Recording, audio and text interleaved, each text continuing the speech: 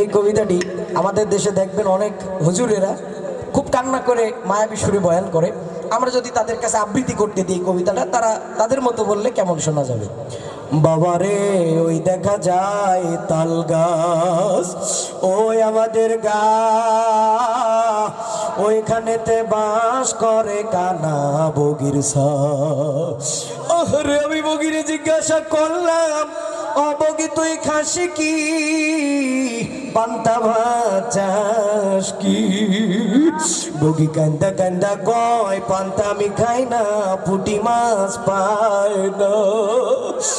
আরে একটা যদি পাই অমনি দইরা গাফুস গুফুস খাই। ঠিক কিনা বলেন ভাইরা? আমাদের দেশ আউলিয়াদের দেশ। বিভিন্ন আউলিয়াদের দরবারে দেখবেন বিভিন্ন ধরনের জিকির আজগার হয়। আমাদের দেশেও এক ধরনের এরকম আউলিয়ারা আছে, তাদের দরবারে এক ধরনের জিকির হয়। তো আমরা যদি তাদের কাছে ওই দরবারে পাঠিয়ে দিই কবিতাটি আবৃত্তি করার জন্য, তারা আবৃত্তি করলে কেমন শোনা যাবে?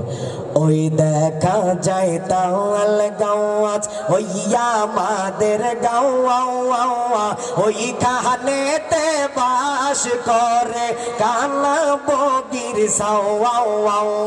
ওই দেখা যায় তাল গাওয়াজ, ওই আমাদের গাওয়া, ওই খানেতে বাস করে কানা বগির সাওয়া।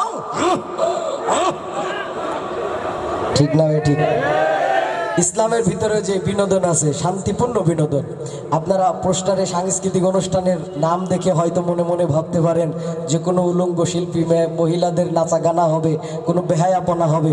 দরদি ভাইয়েরা, ইসলামের ভিতরেও এই ধরনের শান্তিপূর্ণ বিনোদন আছে, মুসলমানেরা আনন্দ উপভোগ করবে। তবে হ্যাঁ, ইসলামের গণ্ডির ভিতরে থেকে। সেই দৃষ্টান্ত আমাদের এই যুবক তরুণ ভাইয়েরা, ইকরামুল মুসলিমিন এই যুব সংগঠন, আমার প্রিয় ভাইয়েরা, মাগুরার ভাইয়েরা আপনাদের চোখে আঙ্গুল দিয়ে ইসলামিক সংস্কৃতি আপনাদেরকে দেখাই দিয়েছে। কথা বলেন ঠিক কিনা? আগামীতেও জাঁকজমকভাবে প্রোগ্রাম হোক, চান তো আপনারা ইনশাল্লাহ? ঈদে ওরা আনন্দ করবে ঢোল তবলা নিয়ে, ওরা আনন্দ করবে বড় বড় শিল্পীদেরকে দাওয়াত দিয়ে, আর আমরা আমাদের ইসলামের ভিতরে যে শান্তিপূর্ণ বিনোদন আছে, আমরা এই বিনোদনগুলো উপভোগ করব। এটা আমাদের মুসলমানদের আনন্দের জায়গা। কথা বলেন ঠিক না? এখন আমাদের অনেকে রিকোয়েস্ট করেছেন কাওয়া সং শুনতে চান, তো আমি আপনাদেরকে নিরাশ করব না। আমার যুবক তরুণ ভাইদেরকে